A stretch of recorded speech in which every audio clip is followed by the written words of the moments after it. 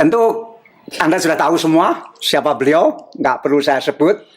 Pak Anies Baswedan, Gubernur DKI, dan hari ini kita mau ngobrol tentang sepak bola. Ini kita berseberangan. Beliau Persija, saya Persebaya. Tapi sama-sama sepak bola. Dan saya bisa ngejek beliau karena minggu lalu Persija kalah lawan Persebaya.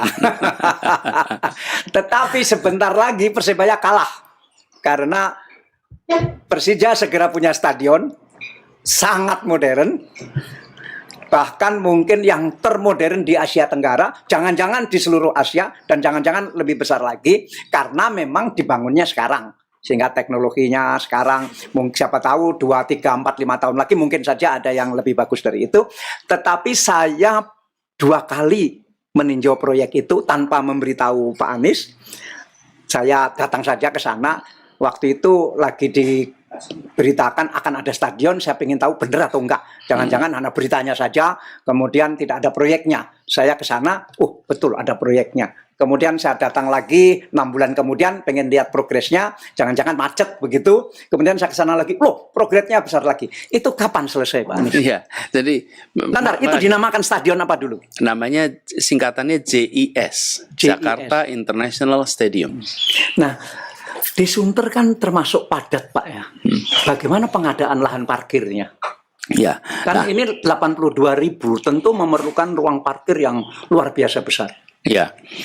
Jadi ini pertama untuk luasnya ya, Pak.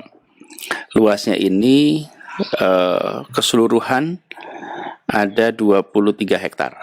23 hektar. Keseluruhan lahan yang dipakai. Oh ya, cukup luas lah. Luas.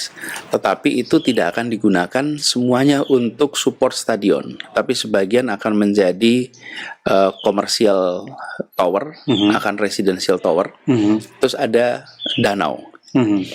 Wah, nyebut danau, padahal Bapak kalau kapan-kapan ke sana habis subuh padahal. Kenapa habis subuh? Bayangkan ini kira-kira ini stadionnya. Terus di sini adalah danaunya. Danau Sunter ini kan? Danau Sunter. Oke. Terus di sini matahari terbit. Oke. Itu pantulan mataharinya indah sekali padahal. Jadi dari stadion itu kalau orang lihat dari timur, stadion akan kelihatan indah karena kena sinar matahari. Lalu ada danau di situ. Nah, kawasan itu semua 23 hektar. Tapi tidak semuanya. 23 hektar termasuk danau itu? Tidak termasuk danaunya. Itu pinggirnya aja. Nah, tetapi kita memang tidak menyiapkan tempat parkir yang banyak, Pak. Kenapa? Di sampingnya persis di samping stadion itu adalah rel kereta. Ya. Rel kereta api dari loop yang muter Jakarta. Jadi idenya adalah rel kereta api maksudnya KRL ini. KRL. Ya. KRL itu seperti lingkaran. Ya. Jadi ada ring seperti ring rail gitu ya. Ya. Memutari Jakarta. Memutari Jakarta. Nah, kemudian dengan KAI kita sudah sepakat akan dibangun stasiun baru di situ. Jadi nanti akan ada stasiun khusus untuk sepak bola itu. Untuk ke stadion itu. Seperti Chelsea. Waktu saya ke Chelsea, saya ke stadion itu tidak perlu naik apa-apa. Saya dari London naik kereta bawah tanah itu langsung stasiunnya hanya sedikit sekali jalan kaki ke stadion Chelsea. Jadi itu betul-betul hanya nyebrang jalan dan nanti disiapkan ada Sky Bridge langsung ke stadion. Jadi penonton yang mau datang itu silahkan parkir di semua stasiun yang ada di Jakarta, Jabodetabek. Jadi kalau menonton di Bogor, ya sudah parkirnya di Bogor, terus naik kereta aja. Naik kereta ke Jakarta, nanti KRL-nya berhenti di situ. Yang dari Tangerang begitu, yang dari Jakarta Selatan juga tinggal naik kereta. Jadi kereta api itu menjadi alat untuk datang ke sini. Tapi kalau di Inggris waktu saya ke Chelsea itu waktu pertandingan kan padat sekali penumpang itu. Tapi kan sekian menit lagi ada kereta, sekian menit lagi ada kereta. Nanti apa KRL juga begitu? Kita rasakan begitu, Pak.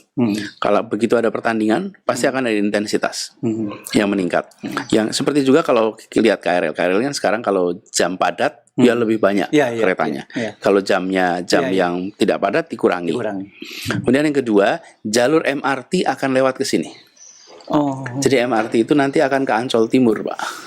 Oh. Persis di utaranya itu. Sekarang kan baru sampai ke Hotel Indonesia, kemudian sekarang lagi konstruksi sampai Kota Tua. Sampai Kota Tua. Nah, dari Kota Tua itu nanti akan ada belok ke kanan ke arah timur. Nah, ke arah timur itu sampai Ancol Timur nanti.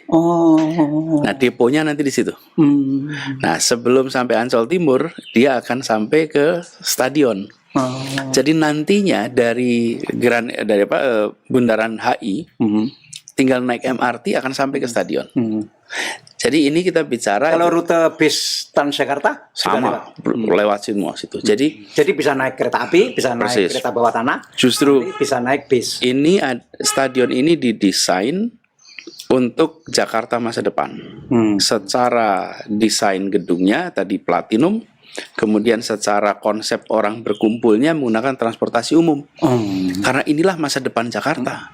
Jadi harus tahu mulai sekarang mau nonton sepak bola di Jakarta, nggak usah bawa motor ke stadion, nggak usah bawa mobil ke stadion, semua parkir di stasiun kereta api terdekat rumah masing-masing, plus naik kereta api. Dan betul. Jadi semuanya gitu. Sehingga lebih mudah juga, Pak. Kan kalau nonton sepak bola itu nyari parkirnya susah. Ini sering nonton sepak bola. Keluarnya. Duh, kalau saya nonton begitu, Pak. Cuman kan sekarang ini, dulu saya ketika suka sepak bola. Suka. Punya klub favorit selain Persija. Saya klub favoritnya Persija aja. Jadi dan kalau dulu, Pak, kalau saya nonton sepak bola itu merasakan parkir repot. Sekarang ya tentu saja karena gubernur jadi kan ya udah ada tempat parkirnya gitu, cepat.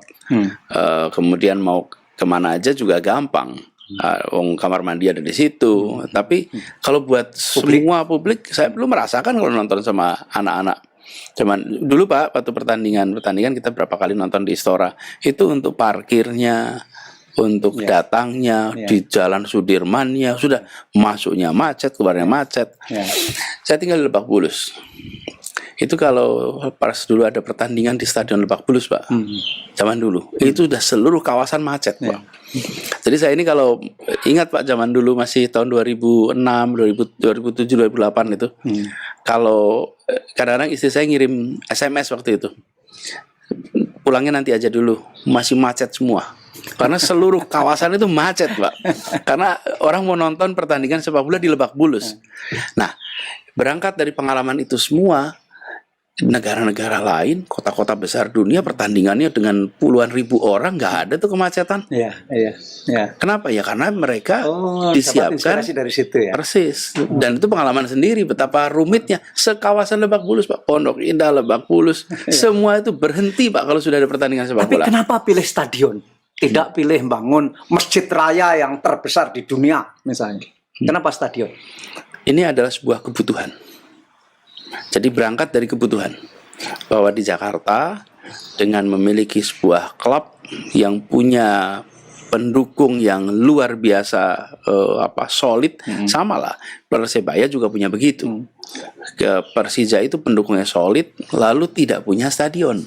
Kota kita itu di Jakarta kalau kita yang di luar Jakarta mengira bahwa Istora itu miliknya Persija. Bukan, itu dan miliknya negara. Milik negara, dan itu adalah multipurpose stadium. Multipurpose dalam arti multi sports.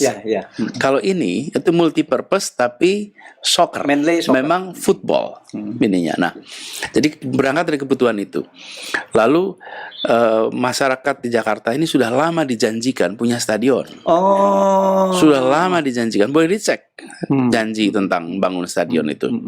Jadi ketika kami menyampaikan bahwa kami berjanji bangun stadion, banyak dari mereka tuh tanya, bener nggak ini? Kayak dulu juga. Bener nggak ini gitu? Karena itu kita bilang, udah dah gini, kami nggak mau banyak kakean gelutuk orang hutan gitu, Dah nanti aja kita akan kerjakan, jalanin, dan alhamdulillah sekarang tuntas.